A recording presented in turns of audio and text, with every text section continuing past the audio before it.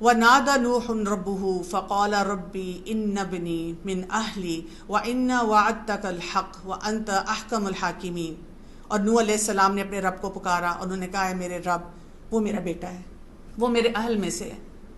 آپ سوچیں کس طرح دعا کریں، کتنے ڈیسپریٹ ہیں اس وقت وہ، اور پھر ساتھ ہی کہتے ہیں میرے رب تیرا وعدہ سچا ہے اور تو ہی بہترین فیصلہ کرنے والا ہے۔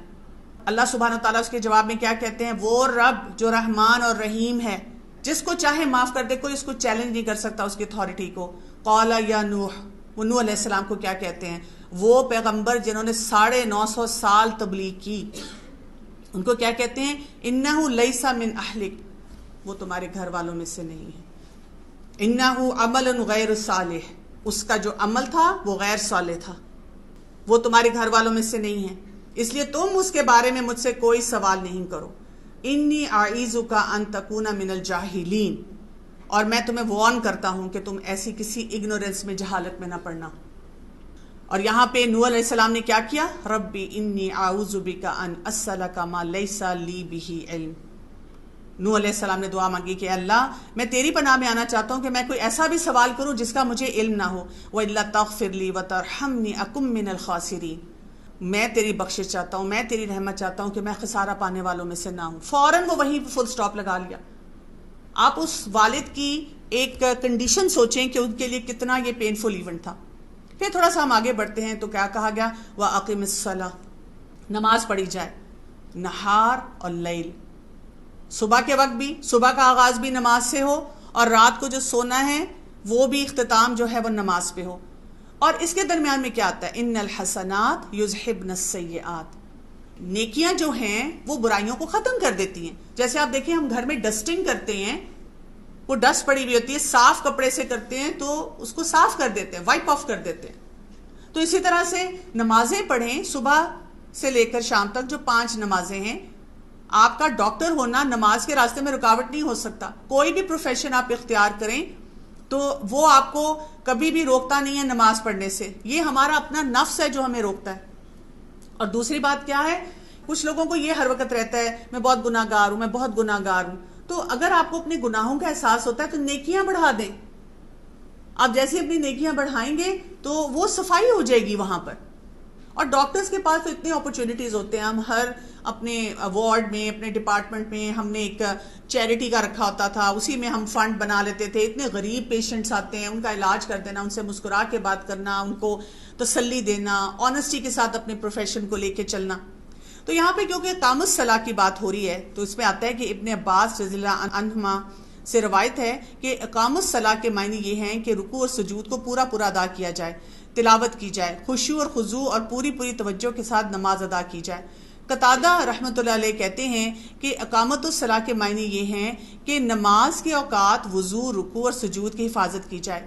تو نماز کا اگر ہم ویسے میننگ دیتے ہیں تو اس کا مطلب ہے دعا کرنا، صلاح کا مطلب ہے دعا کرنا۔ لیکن جب ہم اس کا اصطلاحی معنی دیکھتے ہیں تو اس کا مطلب کیا ہے؟ نماز قولی اور فعلی عبادت ہے جو تکبیر جب ہم اللہ اکبر کہتے ہیں اس کے ساتھ شروع ہو جاتی ہے، اور تسلیم جب ہم سلام پھیرتے ہیں السلام علیکم ورحمۃ اللہ تو اس کے ساتھ ہی وہ ختم ہو جاتی ہے۔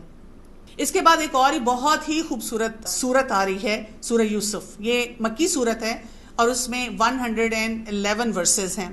اس میں ہم دیکھتے ہیں کہ یوسف علیہ السلام کا پورا واقعہ جو ہے وہ بیان کیا گیا۔ یہ وہ واقعہ ہے جس سے کہ جو اہل عرب تھے وہ واقف نہیں تھے، اور جیوز کو اس کے بارے میں پتا تھا۔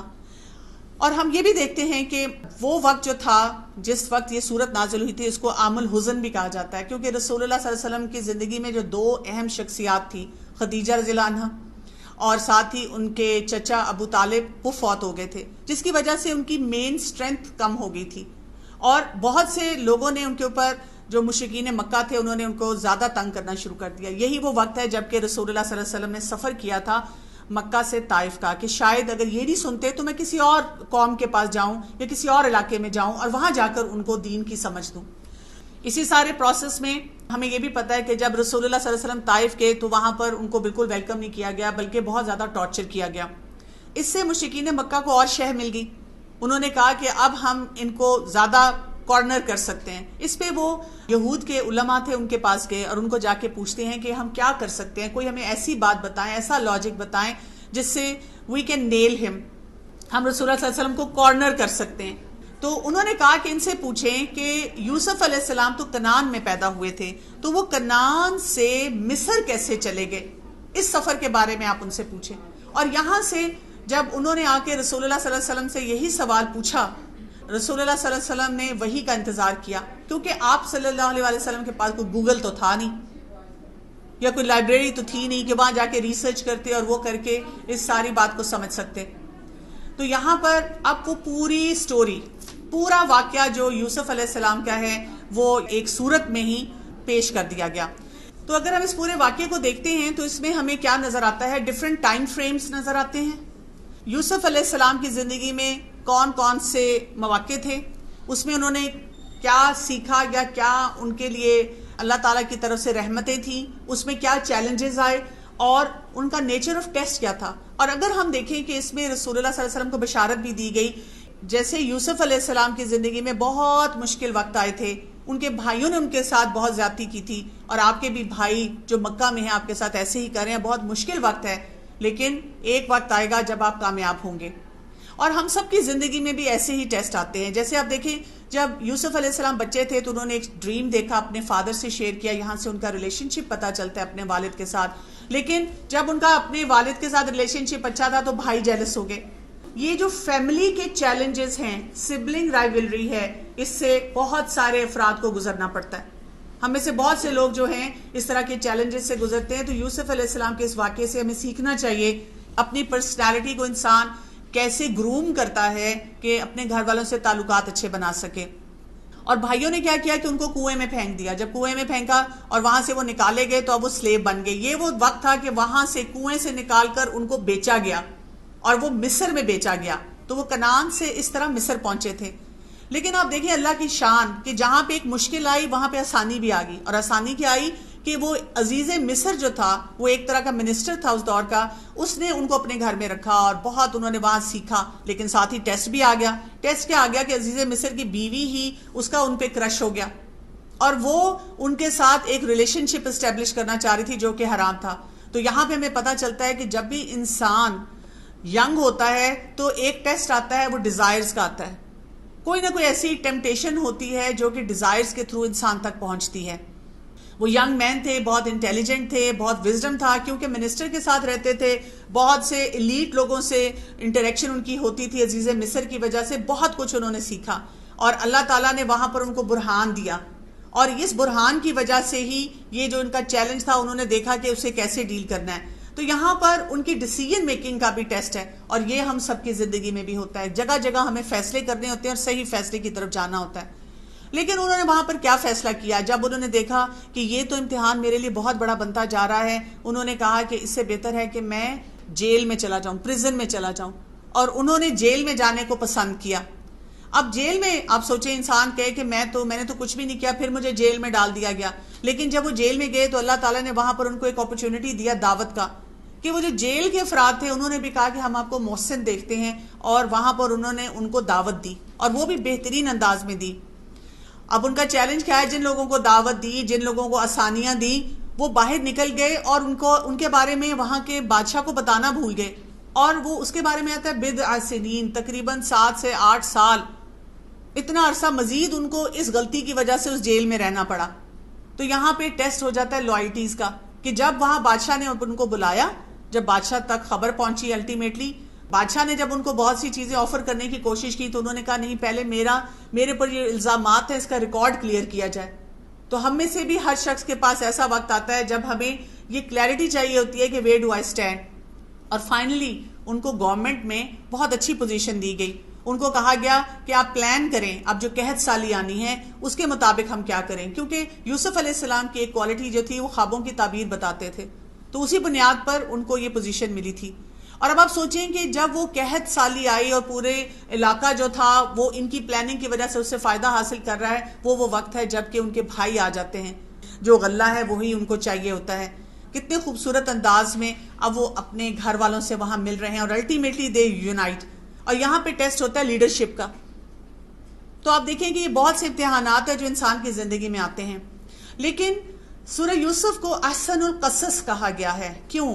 اس لیے کہ یہ وہ واقعہ نہیں ہے جیسے کوئی ہم سیزن دیکھتے ہیں یا ہم کوئی ڈرامہ دیکھتے ہیں، مووی دیکھتے ہیں، اچھل کود ہلا گلا، اور اینڈ میں اگر کوئی انسان ایک سے دوسرے سے پوچھے اس میں فائدہ کیا حاصل ہوا، کچھ نہیں، نتھنگ، جسٹ انٹرٹینمنٹ. ہم کہتے بھی ہیں بھائی یہ تو انٹرٹینمنٹ ہے، ضروری تو نہیں کہ ہر چیز میں سے کوئی ہمیں مورل یا سبق ہی حاصل ہونا چاہیے. جو احسن القصص ہے اس سے کیا پتہ چلتا ہے کہ ہماری جو ہے یہ گرومنگ ہونی چاہیے. اور کس طرح گرومنگ ہوئی، اس میں ہمیں صبر جمیل، صبر جمیل کا پتہ چلتا ہے. اس میں پتہ چلتا ہے جملہ آتا ہے واللہ المستعان، کہ اصل مدد ہم کس سے مانگتے ہیں، اصل بھروسہ ہم کس پہ کرتے ہیں، اپنے رب پہ کرتے ہیں. اللہ سبحانہ تعالیٰ اس میں یہ بھی بار بار بتاتے ہیں وَكَذَلِكَ نَجْزِي الْمُحْسِنِينَ، اور اللہ تعالیٰ یہ جزا دیتے ہیں احسان کرنے والے کو، بیوٹیفل معاملات کرنے والے کو. کیونکہ یعقوب علیہ السلام اور یوسف علیہ السلام نے بہت خوبصورتی سے تمام معاملات کو سنبھالا تھا. پھر عبادنا المخلصین، اللہ سبحانہ تعالیٰ یہ بھی کہتے ہیں کہ جو عبادت کرنے میں مخلص ہوگا. اِنَّا نَرَاكَ مِنَ الْمُحْسِنِينَ، یہ بھی کہا گیا جب وہ پریزن میں تھے، جیل میں تھے، کہ ہم آپ کو محسن دیکھتے ہیں، یعنی دوسرے لوگ بھی آپ کو دیکھ کر آئیڈینٹیفائی کریں کہ what a personality you have. یہ نہیں کہ آپ کو بار بار پروف کرنا پڑے دیکھیں میں اوپر سے تو نہیں مسلمان لگتی لیکن اندر سے میرا دل بڑا صاف ہے، بڑی پکی میں مسلمان ہوں. ہمیں کیوں کسی کو پروف کرنا پڑے، یا قسم سے پلیز ٹرسٹ می، ہماری ایکشنز ہی وہ ہوں جو کہ لوگوں کو بتائیں کہ I am worth being a trustworthy person. اور پھر ان النفس لامارۃ بالسوء الا ما رحم ربی، بہت امپورٹنٹ بات بتائی گئی کہ جو نفس ہوتا ہے وہ تو ہمیں برائی کی طرف لے کر جاتا ہے سوائے یہ کہ جس پر اللہ کا رحم ہو جائے. یعنی جب ہم ینگ ہوتے ہیں اور اسپیشلی اگر ہم کو ایڈ انسٹیٹیوٹ میں پڑھتے ہیں یا ہم سوشل میڈیا پہ اتنا زیادہ ہوتے ہیں، اور اگر ہم کہیں کہ میرا کوئی کسی کے ساتھ ریلیشن شپ نہیں ہے تو یہ کوئی اللہ کا ہی رحم اور فضل و کرم ہے مجھ پہ. نہیں تو جب آپ ینگ ہیں آپ کے لیے ویسے ہی فزیکل اٹریکشن بہت زیادہ ہوتی ہے، اور وہ جو اٹریکشن ہوتی ہے وہ آپ کو کھینچ کے لے کے جاتی ہے، اور جتنے اپرچونٹیز بڑھتے ہیں اتنا زیادہ آپ کے یہ chances in going into these relation ships بڑھنا شروع ہو جاتے ہیں. تو اللہ تعالیٰ ہی ہے جو کسی کو بچا کے رکھتا ہے. اور انہوں نے اپنے بارے میں کیا کہا تھا یوسف علیہ السلام اس میں، انی حفیظ علیم، کہ میں حفاظت کرنے والا ہوں اور میں علم رکھنے والا ہوں. ایز ڈاکٹرز یہ دونوں کام آپ میں بھی سب میں ہونے چاہیے. علیم، اپنے فیلڈ کے ایکسپرٹ ہونا، اور اگر کوئی چیز آپ کی ایکسپرٹیز میں نہیں آتی دین ریفر دا پیشنٹ، اس کو خراب نہ کریں، اس کو خوار نہ کریں. اور حفیظ، حفاظت کرنے والا، یہ نہیں ہے کہ ایک پیشنٹ کی بات دوسرے کو بتائی، اس کے رشتہ داروں کو بتائی، پورے محلے کو بتائی. یا آپ دیکھیں کئی دفعہ ہم تھیٹر میں ہوتے ہیں، فیمیل پیشنٹ ہوتی ہے ہمارے پاس، بہت سارے وہاں پہ میل ڈاکٹرز بھی ہوتے ہیں، ہم جس طرح فیمیلز کو ایکسپوز کر دیتے ہیں. تو تھوڑی سی حفاظت کے ساتھ، تھوڑا خیال کے ساتھ ہم اپنے پیشنٹس پہ توجہ دیں. تو ہر طرح کی حفاظت ہونی چاہیے. جو میڈیسنز ہم دے رہے ہیں، جو بات ہم کر رہے ہیں، جو میڈیکل سرٹیفکیٹس ہم بنا رہے ہیں، یعنی ایک سینس آف رسپانسبلٹی ہمارے اندر ہونی چاہیے. تو اس کو بیسٹ سٹوری کیوں کہا گیا؟ اس لیے کہ اس میں مورالٹی بھی ہے، لیگیلٹی بھی ہے، تھیولوجی بھی ہے، فیسٹس آف سوسائٹی ہمیں دکھائے گئے ہیں، مورلز بتائے گئے ہیں، فیملی رولنگ بتائی گئی ہے، اور ہیومن نیچر کے مطابق ہمیں تمام معاملات کو ڈیل کرنا سکھایا گیا ہے. صبر کی بات ہوئی ہے. صبر کی اندر 3 امپورٹنٹ ایلیمنٹس آتے ہیں. صبر کا مطلب ہے کہ سب سے پہلے ہم پازیٹیو چیزوں سے سٹک کیے رہیں، یعنی جو مرضی آپ کی زندگی کے حالات ہوں لیکن آپ نے نیکی کے کام نہیں چھوڑنے. صبر کا مطلب یہ ہے کہ ہم نے جو مرضی ہو جائے میری زندگی میں نے نہ نیگیٹو سوچنا ہے اور نہ نیگیٹو کام کرنے ہیں. وہ نیگیٹو کیریکٹر نہیں بننا. آج کل کا آپ کو پتہ ہے ایک اور بہت بڑا المیہ ہے، کوئی ڈرامہ چلتا ہے جس میں ایک شخص نیگیٹو کیریکٹر ہے اور سب لڑکیاں مر رہی ہیں اس پہ کہ ہائے اللہ. اسی لیے تو ڈومیسٹک ابیوز بڑھتا جا رہا ہے کہ ہم پھر ڈفرینشیٹ نہیں کر سکتے کہ ہم نے آئیڈیلائز کر لیا ہے ایک شخص جو ایکچولی بہت ہی نارسسٹک قسم کی پرسنالٹی کا ہے تو اس کو ہم اپریشیٹ کر رہے ہیں. اسی طرح فیمیلز میں بھی ہے کہ فیمیلز بھی اب کیریکٹرز کے ایسے آتے ہیں، اور وہی بات ہے کہ ان کو کوئی مرد حضرات بھی پسند کر سکتے ہیں، تو پھر ذاتی زندگی میں بھی پھر یہ کیریکٹرز بڑھنا شروع ہو جاتے ہیں. اور صبر میں ایکسیپٹنس بھی آتی ہے اپنے جذبات کی، قدر قضا کی، تاکہ ہم اللہ تعالیٰ کے حکم کے مطابق زندگی گزار سکیں. ابو ہریرہ رضی اللہ عنہ بیان کرتے ہیں کہ رسول اللہ صلی اللہ علیہ وسلم نے فرمایا دنیا مومن کے لیے قید خانہ اور کافر کے لیے جنت ہے. جیسے یوسف علیہ السلام نے کہا کہ مجھے ان ٹیمپٹیشن سے زیادہ پسند ہے کہ میں جیل میں چلا جاؤں.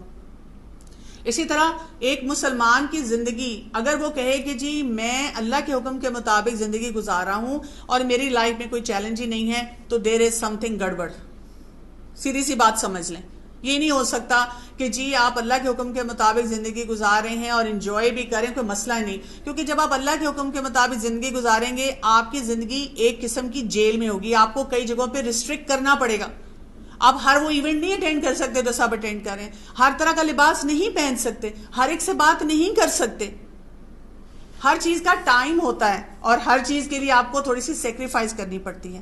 یہاں پہ نفس کا بھی ذکر کیا گیا ہے، نفس لوامہ، لعنت ملامت کرنے والا نفس جو ہمیں بتاتا رہتا ہے you did right you did wrong, نفس امارہ مرا ہوا دل، اور نفس مطمئنہ وہ نفس جو کہ اللہ تعالیٰ کے احکامات پہ مطمئن ہو جاتا ہے۔ تو ہمیں اس کی بھی پہچان ہونی چاہیے، where is my soul, dead soul ہے، پڑھ بھی لو قرآن، بتا بھی دو، کوئی بات بھی ہو جائے اثر ہی نہیں ہوتا، یا یہ کہ مجھے تھوڑے ریگریٹس ہوتے ہیں، یا یہ کہ میں نماز پڑھتی ہوں باقی معاملات کو دیکھتی ہوں اور سکون میں ہوں۔ اور پھر صبر جمیل، ایک ہم نے صبر دیکھا، پھر صبر جمیل اس صورت میں دیکھا، کیا ہے صبر جمیل کا مطلب ہے کہ شکایت نہیں کرنی اللہ سے، اور شکایت کیے بغیر ہر مشکل میں ایک آپٹیمسٹک اپروچ ہوگی، دیر از goodness in this for me, اور لگاتار دعائیں ہوں گی اور اللہ کی رحمت مانگی جائے گی، اور جو بھی حالات زندگی میں ہیں ان کے پیچھے جو بھی وزڈم ہے اس کو سمجھنے کی کوشش کی جائے گی۔ تو اس کہانی کا، اس واقعے کا پورا جو کلائمیکس آتا ہے اس میں ہمیں گریٹیٹیوڈ نظر آتا ہے، تقوی نظر آتا ہے، صبر نظر آتا ہے، اور یہاں سے ریوارڈ ملتا ہے اللہ تعالیٰ سے۔ اور اینڈ میں یوسف علیہ السلام اتنی مشکلات سے گزرنے کے بعد کیا کہتے ہیں، جب ان کے والدین بھی آ گئے، بھائی بھی آ گئے، وہ کہتے ہیں قد من اللہ علینا، اللہ نے کتنا بڑا انعام کیا، فضل کیا، احسان کیا ہم پہ۔ ہمارے جیسا ہوتا ہم کہ میں ذرا اپنی 3 عورتیں 3 کہانیاں لکھتی ہوں، میں ذرا اپنی ٹریجک سٹوری سناتی ہوں، بڑی سپر ہٹ ہوگی، یہ مشکل آئی، یہ مشکل آئی۔ دوسری بات وہ کیا کہتے ہیں کہ ان نزغ الشیطان بینی و بین اخوتی، کہ وہ جو شیطان تھا نا اس نے میرے اور میرے بھائیوں کے درمیان میں نا یہ ایک ڈسکرپنسی اور یہ بیچ میں پریشانی ڈال دی، دل میں برے خیالات ڈال دیے، اس میں بھی بھائیوں کو بلیم نہیں کیا۔ اور پھر اللہ تعالیٰ کیا کہتے ہیں فَإِنَّ اللَّهَ لَا يُضِيعُ أَجْرَ الْمُحْسِنِينَ، اللہ تعالیٰ احسان کرنے والوں کا اجر ضائع نہیں کرتا۔ اگر آپ ساری زندگی اللہ تعالیٰ کے حکم کے مطابق زندگی گزارتے ہیں، صبر کرتے ہیں، اس سٹوری سے کچھ سیکھتے ہیں، یہ نہیں ہو سکتا کہ آپ کی زندگی میں کبھی خوشیاں نہ آئیں، یہ نہیں ہو سکتا۔ ہم کہتے ہیں نہیں بھئی میں تو 15-20 سال نہیں انتظار کر سکتی، یوسف علیہ السلام نے تو کیا تھا، بلکہ زیادہ ہی کیا تھا اس سے، اور اللہ تعالیٰ نے ان کو وہ ریوارڈ بھی دے دیا۔ اسی لیے کہا گیا لَقَدْ كَانَ فِي قَصَصِهِمْ عِبْرَةٌ لِأُولِي الْأَلْبَابِ، اس واقعے میں، اس قصے میں عبرت ہے ان لوگوں کے لیے جو عقل والے ہیں، جو عقل سے کام لیں گے وہ اس قصے سے، اس واقعے سے فائدہ حاصل کریں گے۔ اور یہاں پر ہمیں کچھ دعائیں بھی پتہ چلتی ہیں جو کہ سورہ یوسف میں آتی ہیں، انما اشکو بسی وحزنی الی اللہ، جو یعقوب علیہ السلام مانگتے تھے جب ان کو تکلیف ہوتی تھی، پریشانی ہوتی تھی، وہ کہتے تھے بے شک میں اپنا جو پریشانی ہے، حزن ہے، اس کا شکوہ، یہ اس کی فریاد کس کے سامنے کروں گا؟ اللہ کے سامنے۔ وَعَالَمُوا مِنَ اللَّهِ مَا لَا تَعْلَمُونَ، کیونکہ اللہ سب کچھ جانتا ہے جو میں نہیں جانتا، جو ہمیں نہیں پتا۔ تو ہم اللہ تعالیٰ کے سامنے جھکیں، اللہ تعالیٰ کے سامنے سجدہ کریں۔ سوشل میڈیا پہ ڈال دیتے ہیں، ادھر رو لیتے ہیں، ادھر رو لیتے ہیں، سٹریس، انزائٹی، سیلف ہارم میں چلے جاتے ہیں۔ وہ ایک اللہ ہے جس کے لیے سجدہ نہیں کرتے۔ اور پھر اسی لیے اس صورت کے اینڈ میں کیا کہا گیا؟ فاطر السماوات والارض انت ولی فی الدنیا والآخرہ توفنی مسلما والحقنی بالصالحین، کہ وہ پیدا کرنے والا ہے آسمان اور زمین کا، وہ ولی ہے دنیا اور آخرت میں۔ ہم اپنے لیے دعا کیا مانگے کہ اللہ تعالیٰ ہمیں زندگی اور موت کیسی دے کہ ہم مسلمان ہوں اور ہم صالح ہوں۔ سبحانک اللہم و بحمدک اشہد ان لا الہ الا انت استغفرک و اتوب الیک۔ السلام علیکم و رحمۃ اللہ وبرکاتہ۔